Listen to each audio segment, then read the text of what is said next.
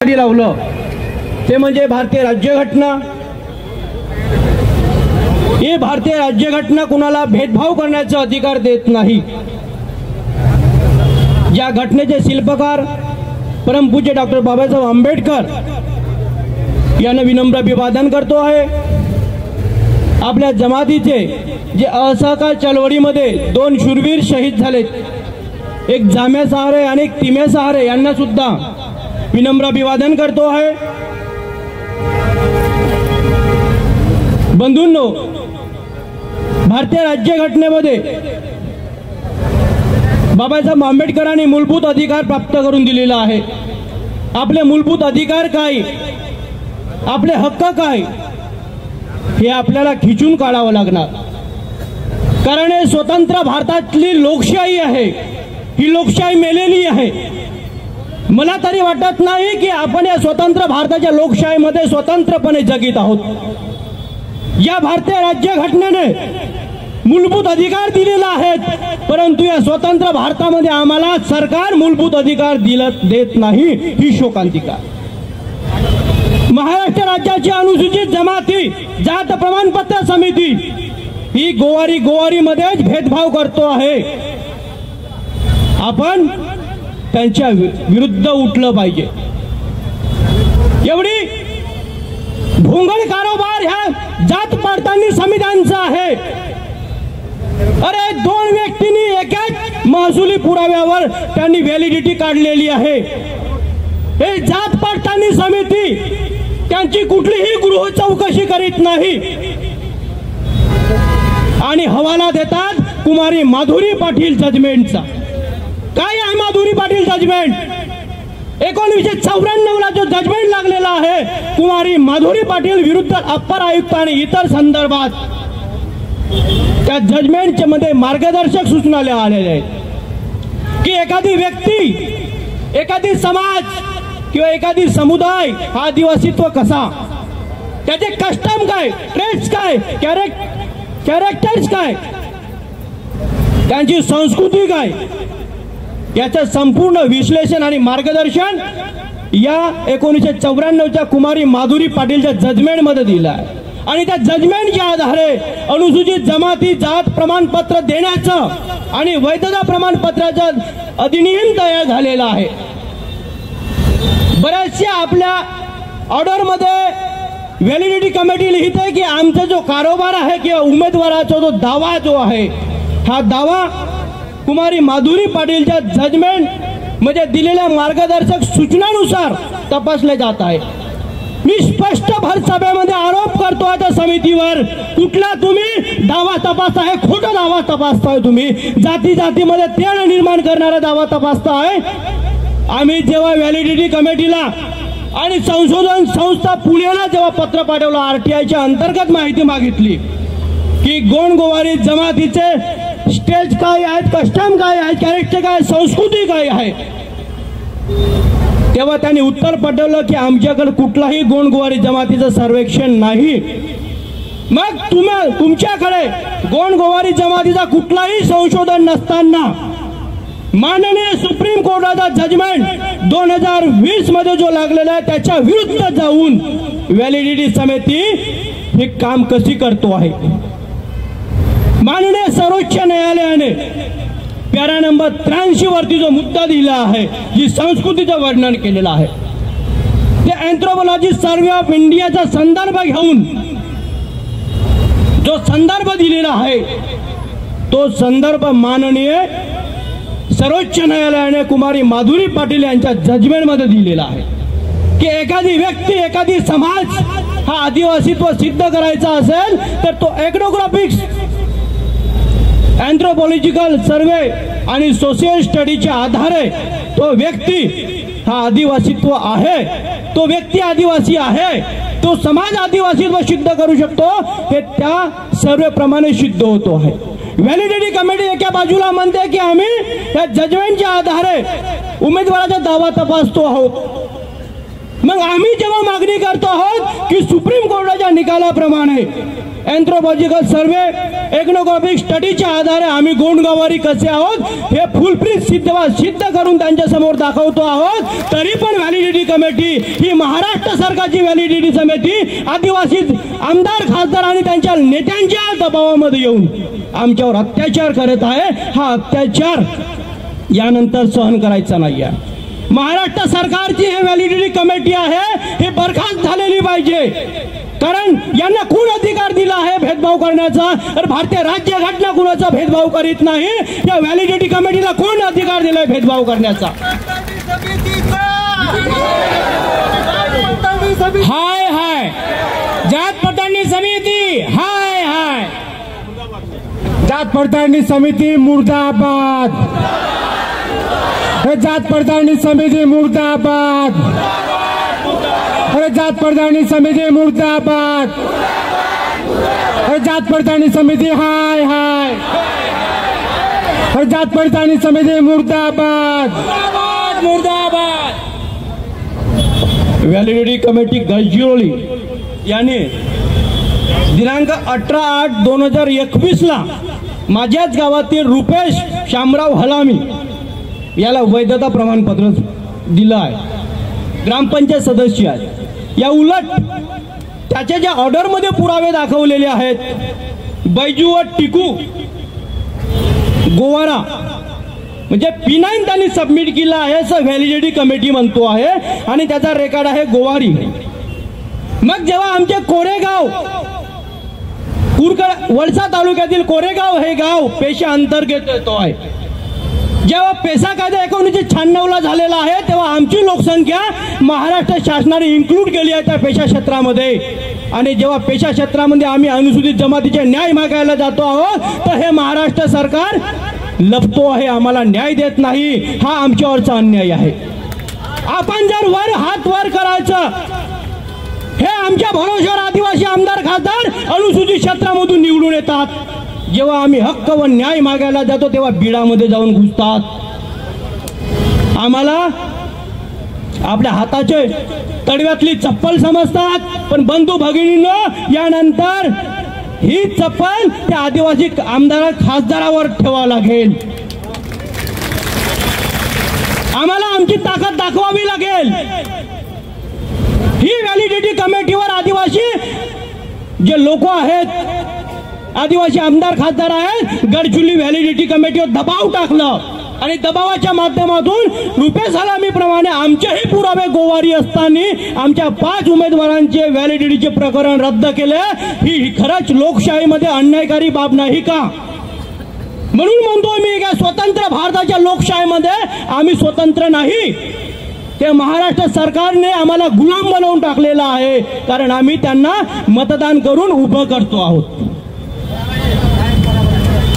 आम्हाला आपली ताकद ओळखावी लागेल, अरे मतदानाची ताकद ओळखावी लागेल। जे डॉक्टर बाबासाहेब आंबेडकरांनी मतदानाची ताकद देऊन आमचं चांगलं नेतृत्व करणाऱ्या माणसांचं वर पोहोचवण्याची जी तरतूद केलेली आहे आणि त्या तरतुदीनुसार आज आमच्या मतदानाची ताकद सरकारला दाखवावी लागेल। अरे जो आमच्या कामाचा नाही आम्ही त्यांच्या कामाचे नाही, यानंतर कधी त्यांना वोटिंग करायचं नाही। जर आदिवासी आमदार खासदार जर वोट मागायला येत असतील तर त्यांना सांगायचं, अरे ज्या भागामध्ये तू वोटिंग मागायला आलास त्या भाग अनुसूचित क्षेत्रात येतो आणि त्या अनुसूचित क्षेत्रातील आम्ही गोंडगोवारी आहोत। जेव्हा आमच्या हक्काची वेळ येते तेव्हा कुठं बिडामध्ये घुसतोय आणि मतदान मागायच्या वेळेस आज गावात येतो आहे। गाव बंद करायला पाहिजे, कोर्टपर्यंत लाड करायचं यांचं बघून बंधूंनो। तर असाच एक दबाव टाकलेला आहे व्हॅलिडिटी कमिटी गडचिरोलीवरती आणि 5 सदस्यांचे वैधता प्रकरण रद्द करायला लावलेलं आहे। आम्हाला माहित पण आहे तो माणूस कोण आहे तिथे जाऊन दबाव टाकणारा, पण एका बाजूला महाराष्ट्र सरकार न्यायाधीश वडणे समिती स्थापन करतोय आमच्या जमातीचा अभ्यास करण्यासाठी।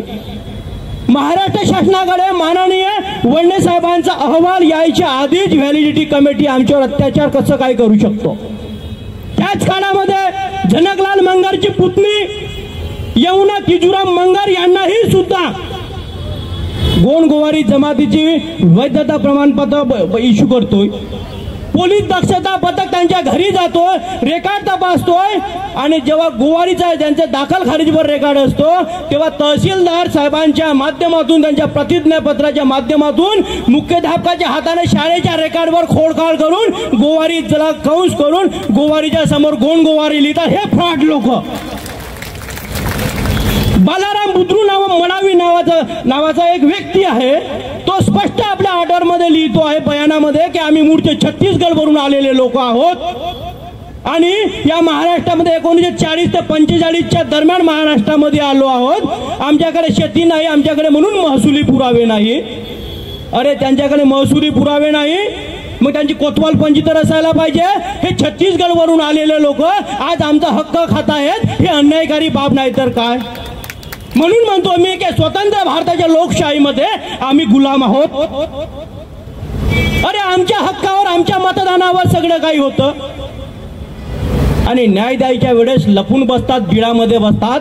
ही शोकांतिका आहे. आपलं हक्क व अधिकार हे आपल्याला छीनून घ्यावं लागेल. यानंतर रुपे सलामीचे प्रकरण थांबलेलं नाही. रुपे सलामी हा फ्रॉड कसा आहे त्याचा मी पत्रव्यवहार व्हॅलिडिटी कमिटीला केलेलं होतं. रुपे सलामीने व्हॅलिडिटी मिळवण्यासाठी जे फ्रॉड डॉक्युमेंटरी जोडलेली आहे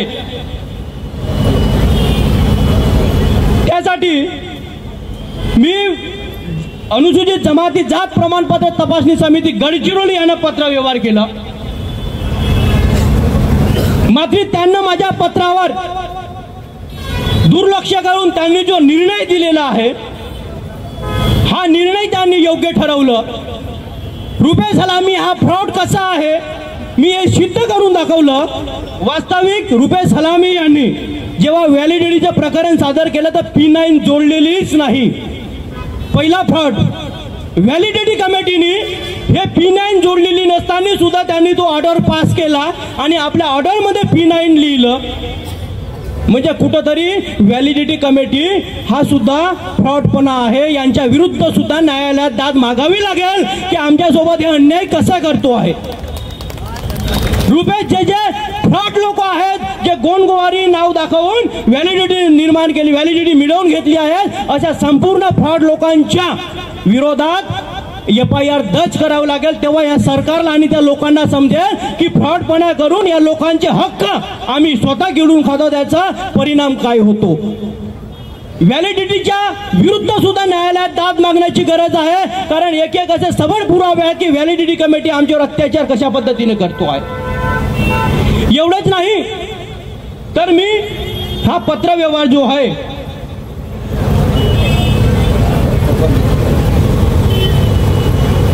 प्रधान सचिव विधी व न्याय विभाग मंत्रालय येथे सुद्धा केला. आणि या रुपे सलामी आणि व्हॅलिडिटी कमिटी हे फ्रॉड कसे करत आहेत, फ्रॉड लोकांना व्हॅलिडिटी कशी देत आहेत या संदर्भात पूर्ण पुराव्याची खुलासा प्रधान सचिव विधी व न्याय विभाग मंत्रालय मुंबई यांना पाठवलं होतं. आदिवासी विभाग मंत्रालय मुंबई यांना सुद्धा पाठवलं होतं. मुख्य निवडणूक आयोग यांना सुद्धा पाठवलं होतं. आदिवासी संशोधन संस्था यांनी सुद्धा पाठवलं होतं आणि विभागीय आयुक्त सुद्धा यांना सुद्धा पुराव्यानिशी पाठवलं होतं की हे लोक फ्रॉडपणा करून व्हॅलिडिटी कशी मिळवून घेतात. संशोधन संस्थेचा पत्र आला व्हॅलिडिटी कमिटीला की अमुक अमुक माणसाने ही तक्रार केलेली आहे आणि या तक्रारीच्या अनुषंगाने तुमच्याकडून कारवाई करण्यात यावी. मात्र व्हॅलिडिटी कमिटी अन्याय करणारी आहे. तिनं आपल्याला त्या पत्रावर काही अजून तरी उत्तर दिलेलं नाही. वास्तविक एकदा रुपे सलामी त्याचे जे डॉक्युमेंटरी आहे त्याच्याकडे P1 नाही किंवा व्हॅलिडिटी कमिटीकडे त्यांनी P1 सादर केलेली नाही. मात्र ती जी कोतवाल पंजी जी दिलेली आहे हे कोतवाल पंजी सुद्धा फ्रॉड आहे. त्याच्या आजोबाचं नाव हे केवू आहे, त्याच्या वडिलाचे नाव हे झिमटू आहे, फिरंगी, न त्याच्याही वडिलाचं नाव हे झिमटू आहे. मात्र रुपे सलामी यांनी ही वंशावळ लपवली आणि कुठेतरी कुरखेडा येथील कोतवाल पंजी चोरून आणली, फ्रॉड कोतवाल पंजी मिळवली आणि त्याच्यामध्ये बैजू वल्द टिकू गोवारा नावाची कोतवाल पंजी व्हॅलिडिटी कमिटीला सबमिट केली, कारण त्याच्या नावाच्या पुढे टिकू केऊ नावाचं नाव होतं, म्हणून त्यांनी चुकीची कोतवाल पंजी सबमिट केली. जेव्हा आम्ही माहितीच्या अधिकार अंतर्गत त्याची डॉक्युमेंटरी घेतली तर त्याच्या आजोबाचं नाव जे गोठणगाव ग्रामपंचायत नमुना 8 आहे तर त्याच्यामध्ये नाव आहे केऊ फिरंगी हलामी. मग हा जो फिरंगी त्याच्या आजोबाच्या वडिलाचं नाव आहे. मग व्हॅलिडिटीच्या प्रकरणाला किंवा व्हॅलिडिटी कमिटीने तो फिरंगी नावाचा माणूस कोण आहे तपासण्याचं काम का केलं नाही, हा दुसरा फ्रॉडपणा आणि दुसरी चुकी व्हॅलिडिटी कमिटीची. तर यंगलखेडा जिल्हा परिषद शाळा कुरखेडा तालुक्यातली जिल्हा परिषद शाळा यंगलखेडा इथे RTI लावून त्याच्या आजोबाच्या दाखलखारीची माहिती मागितली. त्याच्यामध्ये आजोबाचं नाव आहे केवाजी फिरंगी झिमटू गोवारा. त्याचा दुसरा भाऊ आहे माधव फिरंगी झिमटू गोवारा. मात्र रुपये सलामीने ह्या दाखलखारीज व्हॅलिडिटी कमिटीला दिलेलं नाही किंवा जो नमुना 8 व्हॅलिडिटी कमिटीला दिला, व्हॅलिडिटी कमिटीने तो नमुना 8च्या फिरंगी नावाकडे बघितलंच नाही. हा सगळ्यात मोठा फ्रॉड. ही तेवढे अत्याचार करतो आहे. दुसरी गोष्ट, रुपये सलामी यांचीच बहीण ही कोंड आहे. बघा तुम्ही, हा बघू शकता, ही रुपये सलामीची बहीण ही गोंड आहे. एक बहीण गोंड असताना भाऊ गोंड गोवारी कसा होऊ शकतो आणि आजोबा गोवारी कसा? किती फ्रॉडपणा. ही रुपाली हलामी याची कास्ट सर्टिफिकेट गोंड जमातीची. जर बहीण गोंड असेल तर भाऊ गोंड गोवारी कसा? हे रुपाली हलामी, हे रुपये सलामीची बहीण SBCची सर्टिफिकेट, हे गोवारी कशी? एकाच घरामध्ये 3 जाती निर्माण करण्याचं षडयंत्र कोणी केलं? व्हॅलिडिटी कमिटीने गृह चौकशी का केली नाही? गृह चौकशी का केली नाही? गृह चौकशी करण्याचा अधिकार हे व्हॅलिडिटी कमिटीला आहे. एका बाजूला झनकलाल मंगरच्या घरी जाऊन गृह चौकशी करतो आणि पोलीस दक्षता पथक लिहितो का यांचे पुरावे गोवारीच मिळाले. मग एका बाजूला गोवारीला व्हॅलिडिटी देता आणि दुसऱ्या गोवारीला व्हॅलिडिटी नाकारता. हा भेदभाव करण्याचा अधिकार व्हॅलिडिटी कमिटीला कोणी दिलं? हे महाराष्ट्र सरकारची व्हॅलिडिटी कमिटीवर माझा आरोप आहे, स्पष्ट आरोप आहे भर चौकामध्ये की यांनी फक्त अन्याय करण्यासाठी व्हॅलिडिटी कमिटीची स्थापना केली. गोरगरिबांना शिक्षण वाया गेलं, त्यांना व्हॅलिडिटी दिलेली नाही.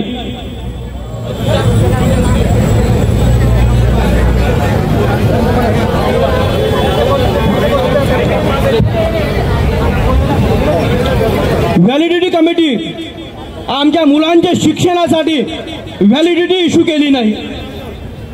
आमचे जे ग्रामपंचायत सदस्य होतं त्यांचे प्रकरण रद्द केलं का? की तुमची संस्कृती जोडत नाही, तुमची ॲफिनिटी जोडत नाही, कुठली ॲफिनिटी जोडत नाही.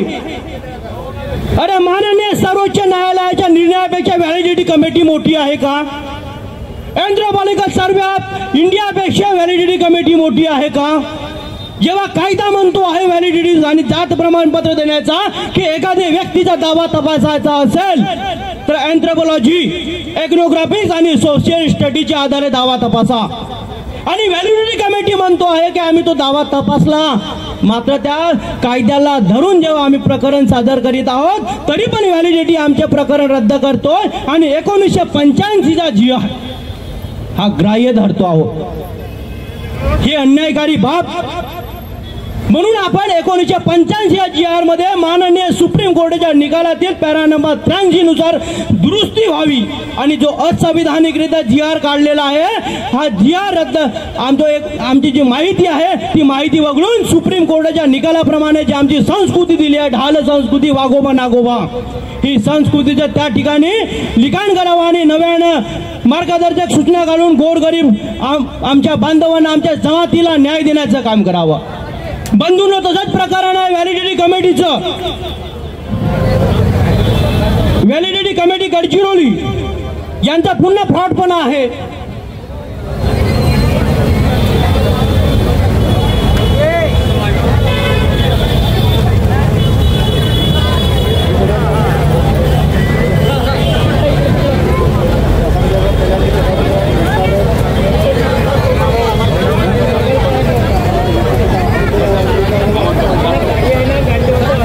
सुरक्षा समिती कृपया इथे बसलेले जे मंडळी आहे त्यांच्याकडे जो पाण्याची व्यवस्था आहे ते बॉटल वगैरे थोडंसं पूर्वत चला पाणी भरून.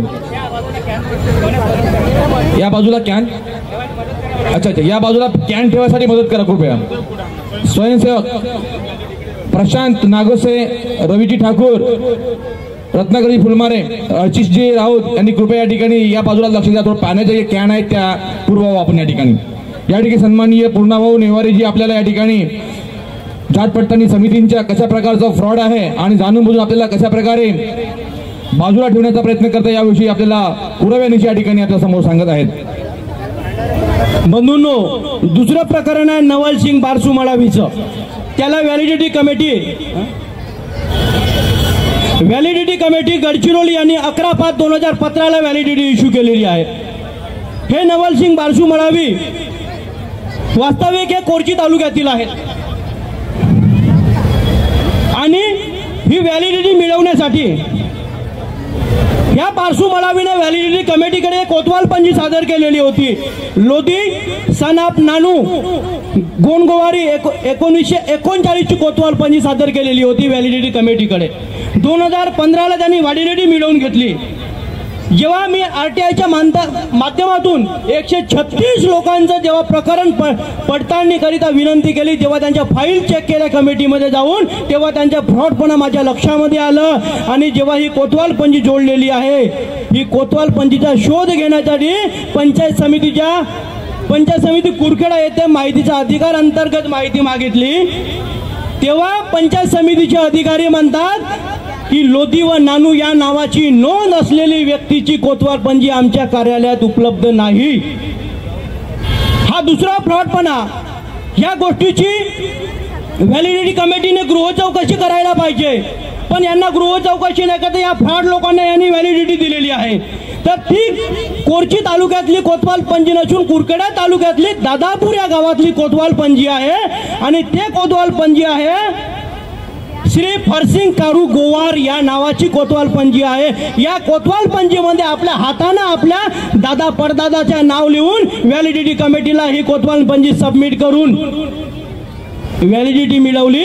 आणि मात्र व्हॅलिडिटी कमिटीच्या भंगल कारभारामुळे त्यांनी कुठलीही गृह चौकशी न करता या फ्रॉड लोकांना व्हॅलिडिटी दिलेली आहे. आता हीच कोतवालपंजी एक बालाराम बुद्रू मळावीने सुद्धा जोडलेली आहे. म्हणजे एकाच कोतवालपंजीवर 2-2 लोक व्यक्ती ही व्हॅलिडिटी मिळवतात. आणि आम्ही नियमाने कायद्याने आमच्या दादा परदादाचा रेकॉर्ड हा गोवारी असल्यावर सुद्धा आम्हाला व्हॅलिडिटी देत नाही. ही मुजोर व्हॅलिडिटी कमिटीचा जाहीर निषेध करावा. व्हॅलिडिटी समितीचा जाहीर निषेध, व्हॅलिडिटी कमिटीचा हा सूचना आहे. मागच्या बाजूला बरेचसे आपले बांधव बाईट्स देत आहेत, मुलाखत देत आहेत. तुम्हाला त्याचा विषय माहित नाही म्हणून तुम्ही बाईट्स देण्याच्या भानगडीत पडू नका. आणि मीडियावाले प्रत्येकाची अशा प्रकारची कोणत्या पद्धतीने तुम्ही बाईट्स घेऊ नका. मुख्य संयोजक आहेत ते तुम्हाला देणार आहेत. कोणालाही तुम्ही बाईट देऊ नका आणि घेऊ नका. आपल्याला आपला बाईटचा विषय माहित पाहिजे, त्या संदर्भाने मुद्दे प्रूफ तुम्हाला देता आला पाहिजे. आणि म्हणून माझी विनंती आहे की आपण कशा प्रकारची बाईट देऊ नका. हा ठाकरे सर, आपण सांभाळून घ्या. भुवनेश्वर ठाकरे सर.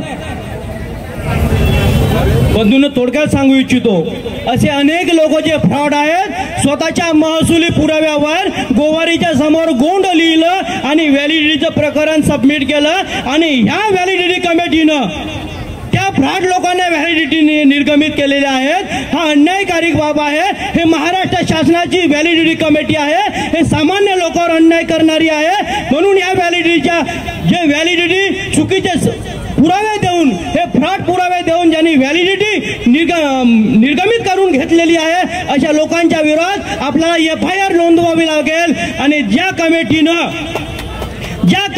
यांना फ्रॉडपणा यांच्या लक्षात न घेता त्यांना व्हॅलिडिटी निर्गमित निलंबित केलेली आहे आणि माननीय न्यायालयामध्ये एक यादी सुद्धा केलेली आहे. गजाननजी फुंडे जे आता गडचिरोली कमिटीला संचालक आहे, व्हॅलिडिटी कमिटीने माननीय हायकोर्टामध्ये त्यांनी 136 लोकांची व्हॅलिडिटी आम्ही गोंडगोवारी दिली आणि त्याच्यातले 22 लोकांचा रेकॉर्ड गोंडगोवारी मिळाला आहे म्हणून हायकोर्टामध्ये उत्तर सादर केलेलं होतं. तो उत्तर चुकीचं होतं म्हणून त्या गजाननजी फुंडेच्या विरोधात सुद्धा न्यायालयाचा अपमान केला, न्यायालयाची दिशाभूल केली म्हणून त्यांच्या विरुद्ध सुद्धा FIR होण्याची खास गरज आहे.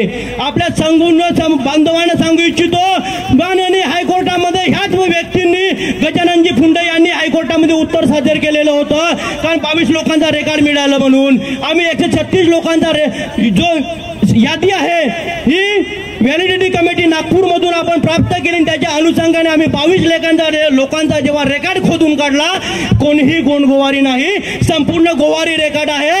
आणि या गोवारी रेकॉर्डवरती व्हॅलिडिटी कमिटीने माननीय हायकोर्टाला चुकीचं संदर्भ दिलं, चुकीचं पुरावे दिले आणि सांगितलं की आम्हाला गोंडगोवारीचं रेकॉर्ड मिळालं. मग 136 लोकांची जी यादी तुम्ही दिली, 22 लोकांचा रेकॉर्ड गोंडगोवारी मिळालं, मग बाकीच्या 136 लोकांपैकी बाकीच्या लोकांचा रेकॉर्ड गोवारी मिळाला, मग त्यांना व्हॅलिडिटी तुम्ही का दिलं? जर तुम्हाला गोंडगोवारी रेकॉर्ड मिळाला तर गोवारी लोकांना व्हॅलिडिटी कसं दिलं? महाराष्ट्र सरकारच्या व्हॅलिडिटी कमिटीचं फ्रॉडपणा हे संपूर्ण लक्षात येतं. म्हणून या व्हॅलिडिटी कमिटीला सुद्धा याच्या विरोधात सुद्धा न्यायालयाची दिशाभूल केली म्हणून हायकोर्टात त्यांच्या विरोधामध्ये जाण्याची आज गरज आहे. बंधूंनो, असे अनेक संदर्भ आहेत की आपण व्हॅलिडिटी कमिटीला आपण नस्तनभूत करू शकतो कारण ही अन्यायकारी आहे. बंधूंनो, आपण आदिवासी कसे आहोत हे आपण संपूर्ण लोकांना माहित आहे. आम्ही मूठ पूजा करीत आहोत, ढाल पूजा करीत आहोत. ते प्राचीन काळापासून आपण या संपूर्ण गोष्टीचं परिचालन करीत आहोत, परिपालन करीत आहोत आणि या संपूर्ण गोष्टी आपण पाळत आहोत, मूठ पूजा करतो आपण. आमचे देवदीप हे संपूर्ण आदिवासी प्रमाणे आहेत म्हणून आपण आदिवासी आहोत. बोलणारे वक्ते भरपूर आहेत. आपण माझे 2 शब्द ऐकून घेतले त्याबद्दल आपल्या मनपूर्वक आभार व्यक्त करतो. इथे थांबतो. जय सेवा, जय संविधान.